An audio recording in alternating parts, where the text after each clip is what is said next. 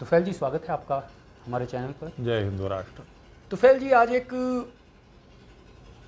ऐसी पार्टी जिसका जन्म भारत के आज़ाद होने से पहले मुस्लिम लीग के तौर पर या उसके पार्ट के तौर पर दक्षिण भारत में होता है, all India Muslim Ittehadul Muslimeen जिस पार्टी का नाम है, उसके राष्ट्रीय अध्यक्ष ये कहते हैं कि इंशाअल्लाह हिजाब वाली कोई महिला भारत की प्रधानमंत्री बनेगी। वो भारत की प्रधानमंत्री बनेगी नहीं बनेगी कोई विषय नहीं है। मुस्लिम पहले भी बहुत से भारतवर्ष में राष्ट्रपति रहे, गृह मंत्री रहे, अन्य पदों पर रहे और उन्होंने राष्ट्रहित में काम किया। लेकिन ये वो पार्टी है जो पार्टीशन से पहले भारत के पार्टीशन में सहयोग देने वाली पार्टी रही और मुस्लिम राष्ट्र की वकालत को पुरजोर तरीके से पेश करने वाली पार्टी रही। क्या इस पार्टी के राष्ट्रीय अध्यक्ष ने आज भी अपनी उस मानसिकता को बरकरार रखा है? इसका नाम पार्टी का इत्तेहादुल मुसलमीन यानी मुसलमानों का इत्तेहाद, मुसलमानों की एकता। इस्लाम एक ऐसी विचारधारा है जो मानती है कि संसार में एक वो वर्ग है जो अच्छे लोग हैं, सही लोग हैं, जिसे वो अल्लाह की पार्टी कहते हैं, दूसरे को शैतान की पार्टी कहते हैं। और ये मैं नहीं कह रहा, मौदूदी कहता है। और इन दोनों के बीच में लगातार संघर्ष चल रहा है। जहाँ इस्लाम नाफिज है वो दारुल इस्लाम है, और जहाँ वो इस्लाम नाफिज नहीं है, इस्लाम काबू नहीं कर सकता, ताकत में नहीं है, वो हिस्सा दारुल हरब है, युद्ध क्षेत्र है। तो इस्लाम मूलतः गैर मुसलमानों और मुसलमानों के बीच युद्ध का नाम है, जिहाद का नाम है। तो उसमें मुसलमानों को एकत्र करके चलना ये स्वाभाविक, उससे उम्मीद कुछ और करना। मज़ेदार बात यह है कि इस देश में धर्म के नाम पर राजनीति करना कानूनी रूप से वर्जित है, और उसके बावजूद इत्तेहादुल मुसलमीन इलेक्शन लड़ती है। किसी को ये नहीं सूझता। हिंदू महासभा हिंदू के नाते चुनाव न लड़े, अकाली दल सिखी के नाम पर चुनाव लड़े, इसके लिए कानून लाया गया, मगर उस कानून के दायरे में इत्तेहादुल मुसलमीन को नहीं लाया गया, जमात इस्लाम को नहीं लाया गया। ये एक मज़ेदार चीज़ है। ये जो संस्था है जिसका ये प्रेसिडेंट है, ये इसके नाना की संस्था है मूलतः। कासिम रिजवी था ये, रज़ाकार इसने बनाए थे, और हैदराबाद रियासत, इतिहास जानना चाहिए, बहुत बहुत बीभत्स स्थिति है। सन 45-46 के चुनावों के आधार पर भारत का विभाजन हुआ था। 45-46 में जो मुस्लिम लीग से चुनाव लड़े, मेरठ से, मेरठ देहात से, रामपुर से, लखनऊ से, ये सारे के सारे कांग्रेस ज्वाइन कर गए। जो लोग मुस्लिम लीग के थे उन्हें कांग्रेस ने पद्म भूषण दिया है। इसका नाना तो भाग गया पाकिस्तान, और ये इसके कासिम रिजवी भाग गया और इसके नाना को संभलवा गया। ये अपने घर में इसको संस्था को चलाते हैं, बेसिकली अपनी पार्लियामेंट की सीट के लिए वहाँ के मुसलमानों को उकसाकर काम करते हैं। ये कल्पना कोई कर सकता है, मगर हिजाब वाली महिला इसके अपने घर के जो संस्थान है, ये मेडिकल कॉलेज चलाता है, इंजीनियरिंग कॉलेज चलाता है, इसके अपने घर की महिलाएं उनमें किसी में कमेटी में नहीं है। प्रधानमंत्री पद के लिए जो सपना लोगों की आंखों में बो रहा है, वो कमबख्त अपने घर की महिलाओं को ये अधिकार नहीं देता। अगर दे अधिकार तो ज़ाहिर हिजाब से बाहर निकालना पड़ेगा, बुर्क़े से बाहर निकालना पड़ेगा। तो वो दोनों चीज़ें निभाना और समझना चाहिए। बुर्क़ा है क्या, इस पर्दे का, बुर्क़े का, इन सब का जिक्र हदीसों में बहुत बड़े पैमाने पर है, कुरान में नहीं है। कुरान में ये सब लिखा नहीं है, हदीसों में है। मूलतः किसी व्यक्ति को, किसी स्त्री को पर्दे में रखने की आवश्यकता क्या पड़ेगी? कोई क्यों करेगा? मुझे मेरी पत्नी या मेरी बेटी या मेरी पुत्रवधू बिल्कुल अपने आप को दब ढांक के रखे, क्यों रखे? एक ही तो कारण है ना कि दूसरे पुरुष की निगाहों से वो बच कर रहे। तो ये तो मानवीय विकृति है, स्वाभाविक विकृति है। ये तो पुरुष के अंदर भी है। और फिर जिस ग्रुप से ये आते हैं मुल्ला वर्ग, उसमें तो पुरुष को के प्रति भी पुरुष की विकृति नजर आती है। जो इन सारी कमबख्तियों का केंद्र है देवबंद, इनके जो कासिम ननौतवी इब्तदाई लोग हैं, और रशीद अहमद गंगोही, उनकी अपनी किताब में है कि मैंने एक दिन ख्वाब देखा कि कासिम दुल्हन की सूरत में मेरे सामने आए, और जिस तरह से एक मर्द को औरत से फैज़ पहुंचता है, ऐसा मैंने कासिम ननौतवी के साथ फैज़ उठाया, कागज़ पे दर्ज कराए। एक थोड़ी वाक़यात हैं इसके, तो फिर इसमें क्या होगा, मैं पुरुष भी पर्दे करते फिरें? ये मानवीय स्वाभाविक एक कमी है। इसको लेकर आप पूरे समाज का दम नहीं घोट सकते। आप स्वतंत्र करते और फिर उसके बाद एक आधार बनाकर चले।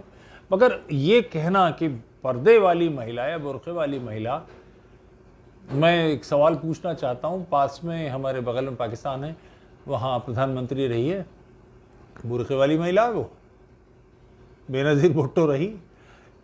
बगल में दूसरी तरफ हमारे ही हिस्सा टूट कर बना हुआ वाजिदा मुजीबुर रहमान की बेटी हैं, और लोग हैं वहाँ पर, उनमें से कोई पर्दे वाला है?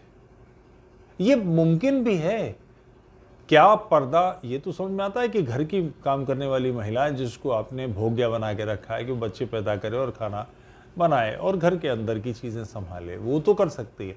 मगर जिसको दुनिया भर के विषय संभालने हों, प्रधानमंत्री का मतलब समझते हैं? ये जो सज्जन कह रहे हैं भारत की एटॉमिक पॉलिसी क्या होगी, भारत के रिसर्च सेंटर्स कहाँ कैसे चलेंगे, भारत की विकास की सारी योजनाएं, इन सब को संभालने वाला, विदेश नीति देखने वाला व्यक्ति, संपूर्ण सिस्टम को संभालने वाला व्यक्ति, वो प्रधानमंत्री बनता है।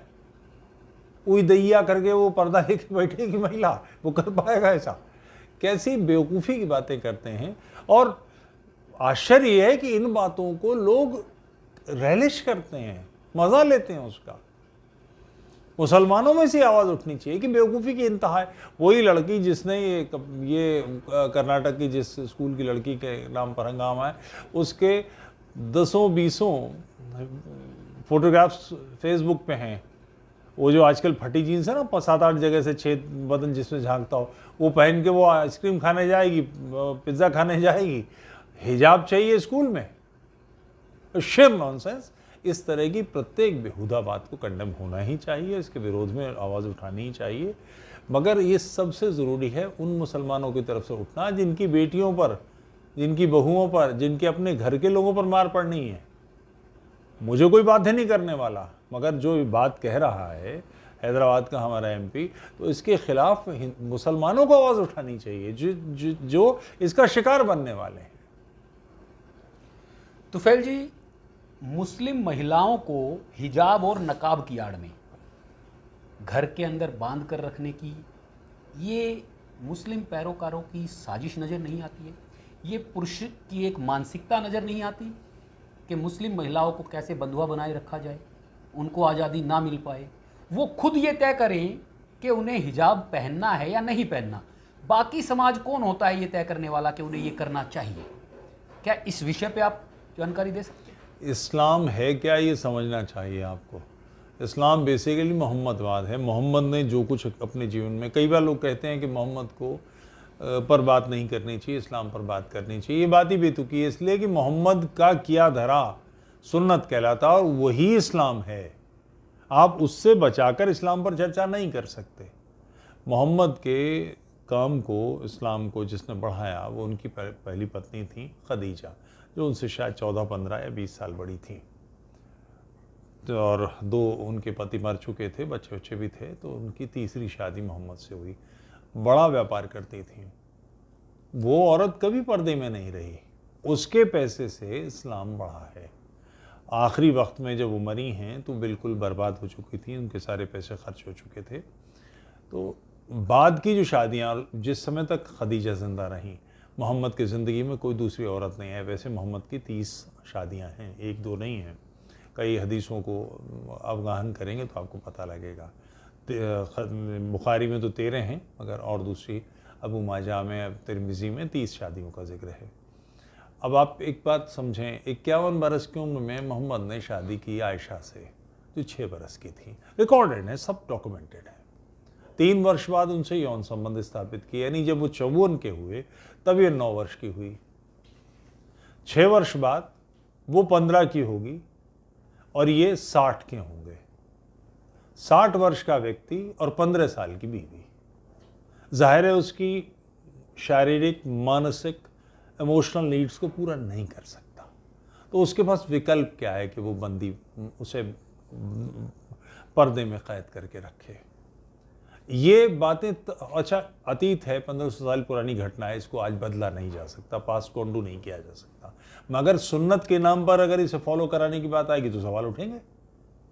भाई आप मुझसे चाहते हैं कि आज भी मैं उसी तरह से जीऊँ, जैसे मैं हिंदू हूँ, राम ने क्या किया मैं नहीं करता, नहीं मानता, राम पर लानते भेजता हूँ, तो मेरा कोई गला नहीं काट देगा, मैं हिंदू धर्म से खारिज नहीं हो जाऊँगा, हिंदूपन मेरा समाप्त नहीं होने वाला है।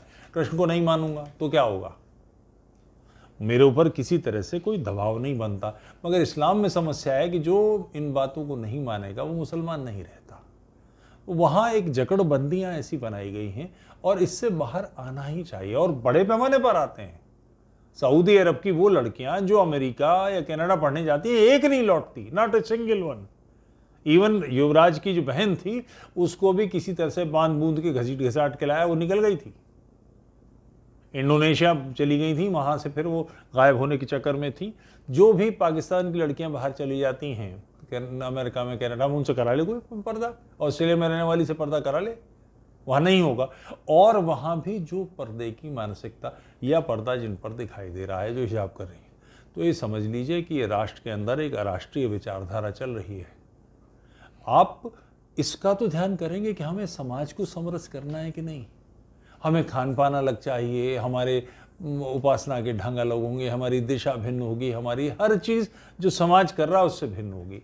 हम इस राष्ट्र को समरस करेंगे कि नहीं, एक वेगवती गंगा की तरह ही चलेगा कि नहीं। तो ऐसी हर बात का विरोध होना ही चाहिए, और इसमें सबसे ज़रूरी है कि मुसलमान इसके लिए सामने आए, और आ भी रहे हैं, ऐसा नहीं कि नहीं आ रहे, सामने आ रहे हैं। आरिफ मोहम्मद खान साहब ने जितनी बढ़िया अभी 2 इंटरव्यू दिए हैं वो सुनने वाले इंटरव्यू हैं। उन्होंने चैलेंज किया कि कोई मुझे कुरान में दिखा दे, क्योंकि हदीसें तो 250 साल बाद लिखी गई हैं, जिनको अभी सऊदी अरब के शाह ने पूरी तरह से रद्द कर दिया है, युवराज ने। इस्लाम में 14% कुरान है, 70% हदीस है और 16% सीरा है। सीरा भी 200-250 साल बाद लिखी गई, सारी चीज़ें रद्द कर दी गई, हदीस का कोई मतलब नहीं है, क्योंकि ऐसी ऐसी हदीसें हैं कि मोहम्मद ने पखाना किया तो लोग खाने के लिए दौड़ पड़े। अभी इन बातों को कोई 1500 साल पहले ही आस्था का कारण होगा, आज तो कोई नहीं मानेगा। और ऐसा है, लखनऊ में कल्ब अली, कल्ब जवाद, कल्ब नक्कात, फलाने ढमाके, कल्ब हुसैन, ये सारे नाम है। कल्ब का ये कल्ब नहीं है, मतलब नुक्ते वाला का नहीं, का है। कल्ब का मतलब होता कुत्ता। आस्था में कल्ब अली यानी अली का कुत्ता अपना नाम रखना, ये कौन सी आस्था है भाई। मगर वही मानसिकता है कि मोहम्मद पखाना करते थे दौड़ के, कि वो नाक साफ करते थे तो उसको लोग बदन पे लगाने के लिए। अब ऐसी हदीसों को कौन मानेगा। तो इन आउटडेटेड चीज़ों से बाहर आना चाहिए, और उसका इलाज यही है कि जो मुल्ला पार्टी है, इनका जो सियासी जो दीन और दौलत संभालता है, उसको दबोचा जाए। इसका प्रादुर्भाव, इसकी शुरुआत गांधी ने की थी, जो खिलाफत मूवमेंट के लिए उसने कांग्रेस को झोंक दिया था। इससे पहले मुल्ला की लेजिटिमेसी भारत में इस्लामी पीरियड में भी नहीं थी, जो सलातीन का काल है, मुगलों का काल है, उस समय में भी नहीं थी। दीन इलाही अकबर ने बनाया, मुल्लाओं को ठेंगा दिखाया था, वो बेसिकली इस्लाम में रिफॉर्म की बात तो थी। तो मुल्ला पार्टी की लेजिटिमेसी बंद करिए, इससे बाहर जाइए। कि सब कोई समस्या आएगी तो हम इमाम साहब से बात करेंगे। इमाम साहब कौन है? अब एक पेड नौकरी तो है, उसकी क्या औकात है वो जो तय करेगा? वो कौन है तो बताने वाला कि वो चुनकर आया हो, कहीं से कोई बात हो तो समझ में आती है। तो इन गलत चीज़ों को दिशा देने से सही दिशा दीजिए। राष्ट्र को विकसित होना है, इन बेहूदगियों से बाहर आना चाहिए। तुफैल जी, कबीलाई संस्कृति को फॉलोअप करने वाला एक समुदाय और उसको लीड करने वाला वर्ग, सब समाज अपनी तरक्की के लिए आगे बढ़ रहे हैं और देश की उन्नति में अपना सहयोग दे रहे हैं। लेकिन एक ऐसा समाज जिसका पढ़ा लिखा तबका या स्कूल में जाकर पढ़ने के लिए प्रयास करने वाला तबका जब टोपी की, नकाब की, हिजाब की बात करता है, तो उसे ये गाइडेंस, ये दिशा देने वाले लोग ये दिशा क्यों देना चाहते हैं? ऐसा नहीं लगता कि वो 1500 साल पहले की उस एक घटना में ठहरे हुए हैं और उससे बाहर निकलने का उनका कोई प्रयास ही नहीं है, या वो प्रयास करना भी नहीं चाहते? उन्हें लगता है कि 1500 साल पहले उस कबीलाई संस्कृति में ही हमें ठहर जाना चाहिए और उससे बड़ा और बढ़िया कुछ हो ही नहीं सकता है। तो उस सपने से बाहर आने के लिए रिफॉर्मर्स इस्लाम में और भारत में कहाँ हैं, दिखाई देते हैं, या अभी तक कोई प्रकाश की किरण नज़र नहीं आ रही? पहले इस तरह के लोग थे। एक बड़ा ग्रुप रहा है मुतज़िला एक ग्रुप था जिसने ये घोषणा की कि कुरान एक एपिक है और इससे अधिक इसका कोई मतलब नहीं है। ये गहरे बौद्ध प्रभाव का काल है। खलीफा हारून अल रशीद और ये सारे लोग, ये सब मुतज़िले थे। इनकी एक भी किताब उपलब्ध नहीं है, सब जला दी गई। इसके जो आचार्य से मार दिए गए। हिंसा के अलावा इस्लाम के पास कोई तर्क नहीं है। ये आश्चर्यजनक रूप से सत्य है कि इस्लामी काल जिसको भी हम इस्लामी काल कहें, सऊदी अरब में, कतर में, ईरान में भी जो इस्लाम से पहले का काल है उसे छोड़ दीजिए। वर्तमान में ना तो आपको कोई पेंटर दिखाई देगा, ना कोई म्यूजिशियन दिखाई देगा, ना कोई शायर दिखाई देगा, ना कोई साइंटिस्ट दिखाई देगा। आखिर ऐसा क्यों है? इतनी बड़ी तादाद, 150 करोड़ 160 करोड़ दुनिया में मुसलमान हैं, इनमें 4 म्यूजिशियन पैदा करने की क्षमता नहीं है। मुश्ताक अहमद यूसुफी क्या बढ़िया बात कहते हैं कि मुसलमानों का आखिरी आविष्कार चारपाई है। आप कुछ भी नहीं कर सकते। ओके, आप ये बातें सार्वजनिक जीवन में लाने का पहले कोई तर्क नहीं था। आप नहीं जानते, मैं नहीं जानता, मगर मुसलमान जानते हैं। ये आपको शायद जानकारी हो या आपके दर्शकों को पता लगना चाहिए। एक मुसलमान पर फ़र्ज़ है कि वो दाएं हाथ से खाना खाए, 3 उंगलियों से खाना खाए, खाना खाते समय उंगलियों को चाटे, बाएं हाथ से पानी न पिए, खाना न खाए। ये शैतान करता है। सुबह उठने के बाद चुल्लू में पानी लेकर नाक साफ़ करे, चूँकि रात में शैतान नाक में रहता है। इस किस्म की बेसिर पैर की बातें। टॉयलेट जाए तो दाएं पैर से दाखिल हो, बाहर निकले टॉयलेट से तो बाएं से पैर से बाहर निकले। सर पर टोपी होनी चाहिए। शौच मल त्याग करते समय उसे ये दुआ पढ़नी चाहिए। उसकी पीठ या उसका मुंह मक्का की तरफ न हो। ये गोल चीज़ में कोई पूर्व पश्चिम उत्तर दक्षिण कैसे होगा, वो भी जो चल रही हो। इतनी बेतुकी बातें। मुसलमान बनने का मतलब है कि आपको 24 घंटे एक दबाव में रहना पड़ता है कि उससे गलत तो कुछ नहीं हो गया। डूज और डोंट इतने सारे हैं, हम लोग नहीं जानते। तो इसके खिलाफ आवाज़ हमेशा से उठती रही है, मगर वो आवाज़ फैले कैसे? इस आवाज़ को फैलने के लिए एक आधार चाहिए। ये अब सोशल मीडिया से मिल गया है। आज से 25 साल पहले ऐसा थोड़ी ही मुर्तद नहीं थे, इस्लाम छोड़ने वाले नहीं थे। इस्लाम में तो जब मोहम्मद का देहांत हुआ है, उस समय मोहम्मद की एक बीवी तक ने छोड़ दिया था। एक बाढ़ सी आ गई थी, एक सुनामी आ गई थी इस्लाम छोड़ने वालों की। तो अबू बकर सिद्दीक ने जंग लड़ी, लोगों को मारा, कत्ल किया। इस्लाम छोड़ने वालों की बाढ़ कैसे आ गई? चूंकि जो तलवार चलाने का असली केंद्र था, जो सेनापति था, वो मर गया। लोगों को एकदम से आज़ादी की सांस मिली। नहीं तो ऐसी बेसिर पैर की बातों को कोई क्यों करना चाहेगा? और एक आध नहीं है, ये सैकड़ों चीज़ें हैं। आप सही मुसलमान जिसे इस्लाम की दृष्टि में कहते हैं, वो सब होना संभव ही नहीं है। किन किन चीज़ों पर विश्वास करना पड़ता है। मगर अब ये था कि अगर कोई सोचता भी तो वो 2-4 घर के लोगों से बात करता, बड़े पैमाने पर कहाँ से करता। अब बड़े पैमाने पर बात करने के माध्यम आ गए हैं। सच वाला है, कोहराम साहब हैं, ये इस तरह के कई नाम हैं जो चैनल्स काम कर रहे हैं। तो आपको ये बात समझनी चाहिए और इसकी मदद भी होनी चाहिए। ऐसे सारे लोगों की सपोर्ट करनी चाहिए। होता ये है कि हम भारत की एक अजीब ख़राब स्थिति है कि हम चाहते हैं कि राष्ट्र का पथ आलोकित हो, मगर वो दिया हम नहीं जलाएं, वो अपने आप जल जाए। भाई, अंधकार में प्रकाश, अंधकार भगाने का एकमात्र तरीका है कि एक दिया जला दीजिए। अंधकार भगाने से थोड़ी भागेगा, दिया तो जलाना पड़ेगा। तो एक पॉजिटिव काम कीजिए। प्रेस आ गया था, उसने क्रिश्चियनिटी को चबा लिया, क्योंकि बाइबल के खिलाफ, उसकी बेवकूफ़ियों के खिलाफ किताबें छपने लगी थी। इंटरनेट इस्लाम को समाप्त कर देगा। इस्लाम की जो भूमि है सऊदी अरब, वहाँ से रद्द होने की शुरुआत हो गई है।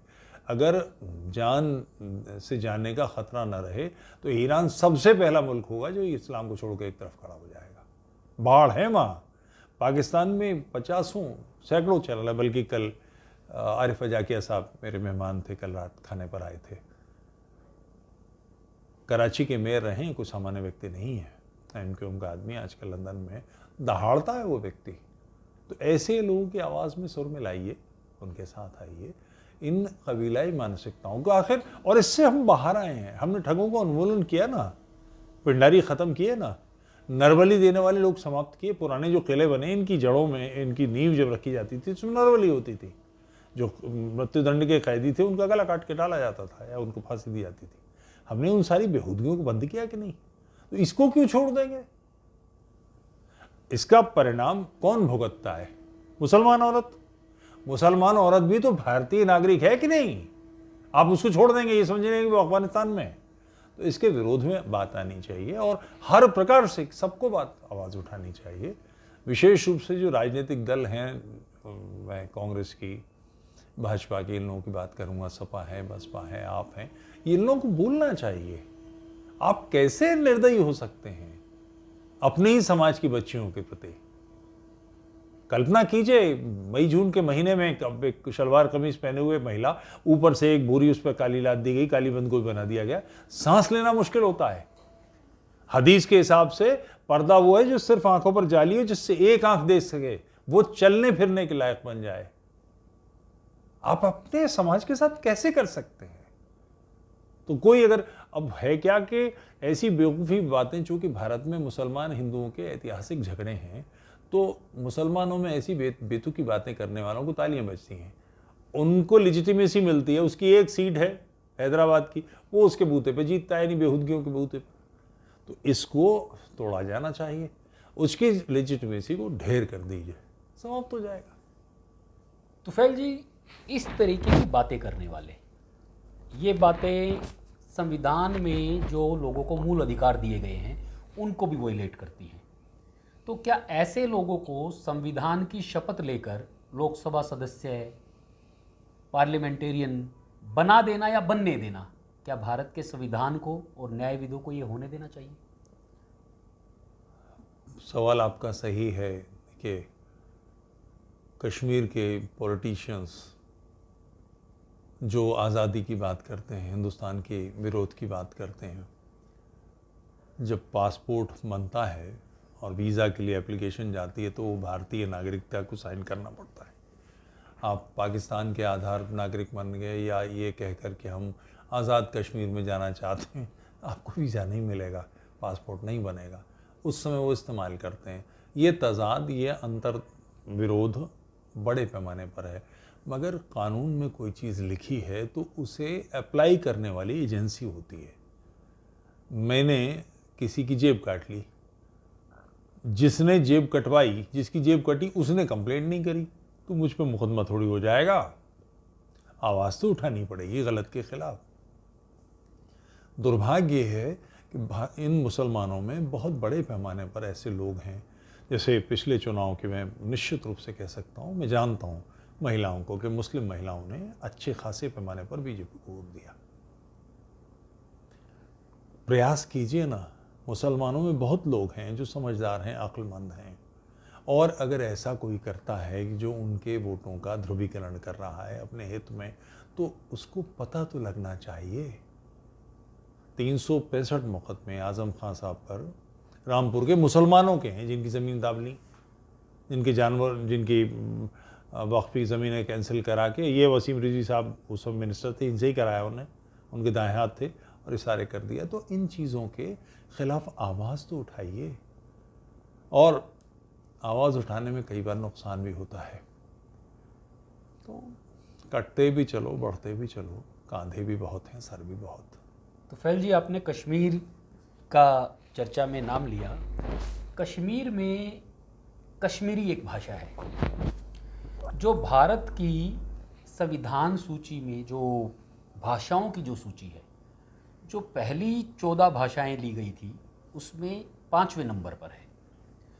और कश्मीरी भाषा कश्मीर में या पूरे भारतवर्ष में कहीं भी पढ़ाई नहीं जाती है, कहीं उस पर कोई पुस्तक नहीं छप रही है, कहीं उसको कोई भाषा के तौर पे उपयोग नहीं कर रहा है, और उस कश्मीर में भी नहीं कर रहा है जहाँ की वो भाषा है। वहाँ की भी भाषा उर्दू है, ये उर्दू का कश्मीर में होना और कश्मीरी भाषा का डिनायल, ये इस्लामिक एजेंडे का पार्ट है? इस पर एक बात समझनी चाहिए, कलम लगाना एक ग्राफ्टिंग होती है, फलों में पेड़ों पर कलम लगाई जाती है, कलमी आम बनता है और जितने आम की फसलें हैं और दुनिया भर के पौधों में कलम लगाई जाती है। उससे विकास होता है, बदलाव आता है, बेसिकली बदलाव आता है। वो अच्छा भी हो सकता है, बुरा भी हो सकता है। कलम लगाने में एक जो अनिवार्य बात होती है ये कि जो पेड़ का मूल चरित्र था वो नष्ट हो जाता है। उर्दू अगर लगा रही है, कलम लगाई जा रही है, तो जो मूल संस्कृति है कश्मीर की वो नष्ट हो जाएगी। इस बात को समझना ही चाहिए। अब कश्मीरी के साथ देखिए, हमें बड़ा कष्ट होता है। हम लोग कहते हैं कि ये जो पब्लिक स्कूल हैं हमारी संस्कृति को खा गए। एक बढ़िया बात, एक इस्लामी महिला, हम तिल मिला रहे हैं पर्दे को लेकर। मैंने एक आर्टिकल पढ़ा अभी कल ही, वो पूछती है कि आपसे धोती न पहने, आप तिलक न लगाएं, आप चोटी न रखें, आप जनेऊ न पहने, ऐसा कभी किसी ने कहा? ये आपने त्यागा, और आप हमसे, चूंकि आपने त्याग दिया, हमसे भी उम्मीद कर रहे हैं हम ऐसा करें। आप पहले तिलक लगाते थे, पिछली पीढ़ी तक शिखा रखते थे, जनेऊ रखते थे, यज्ञ करते थे, आपने छोड़ दिया। पब्लिक स्कूल में पढ़ने के बाद, पब्लिक स्कूल में 4 घंटे 6 घंटे जो बच्चा रहता है, उसके अलावा बाकी समय कहाँ रहता है? आप अपने बच्चे को ट्विंकल ट्विंकल लिटिल स्टार पढ़वाते हैं मेहमान के सामने। हमारे घर का बच्चा दूसरे मेहमान, जब हमारे घर में मेहमान आते हैं तो वो दुआ पढ़ के सुनाता है, उसको कुरान पढ़ाई जाती है। हम अपनी जड़ों से नहीं हटे। आपने अपनी जड़ें काट ली और चाहते हैं कि हम भी अपनी काट लें। तो ये एक बदलाव, कश्मीरी भाषा नष्ट हुई या नष्ट की जा रही है, तो इसके लिए जिम्मेदार कौन है? कश्मीरी स्वयं ही तो हैं। ये मुसलमान जो कश्मीर जिन्होंने निकाल के बाहर कर दिया, ये हिंदू बनने को तैयार थे। इन्हें रोका किसने? स्वामी श्रद्धानंद वहां जाकर 15 दिन बैठे रहे। महाराज ने हाथ जोड़ के उनसे कहा कि महाराज, हमारा आतिथ्य का आप आनंद लीजिए, इसमें कुछ नहीं हो सकता। कश्मीर के पंडित ही तैयार हो गए कि हम डल झील में कूद के मर जाएंगे, आपको ब्रह्म हत्या का पाप लगेगा। और तीसरी पीढ़ी में जूते मार के निकाल दिए गए। इन्हीं के दादा हैं जिन्होंने ये किया था। कश्मीर के मुसलमान हिंदू बनने को तैयार थे। हम वापस भी नहीं लेंगे, हम श्रेष्ठ हैं, तो कैसे चलेगा? कश्मीरी संस्कृति को बचाना है तो उस संस्कृति के मानने वाले पब्लिक मॉन्टेसरी स्कूल में बढ़ेंगे। विद्यालय किसने बंद किया? हमें मदरसों से तकलीफ होती है, हम जानते हैं कि मदरसे कश्मीर को बिगाड़ने में है, मगर हमारे आर्ष विद्यालय किसी ने मना करे थे क्या? हम पढ़ेंगे भी नहीं और हम चाहेंगे संस्कृति सस्टेन कर जाए, कैसे कर जाएगी? अपनी संस्कृति के लिए अपना भाव तो अंदर होना चाहिए। तो ये एक अनिवार्य चीज है। हम चाहते हैं कि हमारी अपनी संस्कृति, हमारा खान पान जिंदा हो और हम खाएंगे पिज्जा, हमारा बेटा तो कैसे होगा? इसको तो रखना पड़ेगा, ये अनिवार्य कार्य है। इस्लामी सारी दुनिया की संस्कृति को नष्ट करके अरबी आधिपत्य का, अरबी माफिया का उपकरण है।